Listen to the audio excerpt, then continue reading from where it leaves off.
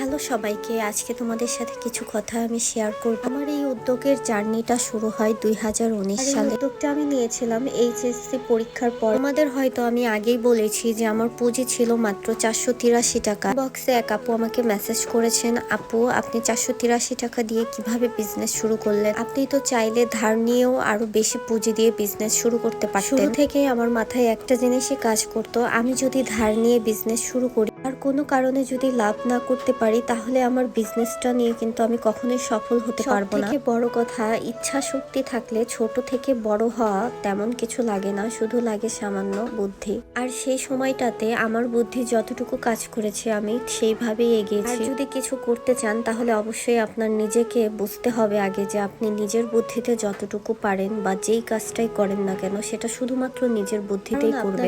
যে কেউ একটা বুদ্ধি দিতে পারে, আপনি যদি সেই অনুযায়ী কাজটা করেন, কোনো কারণে যদি আপনার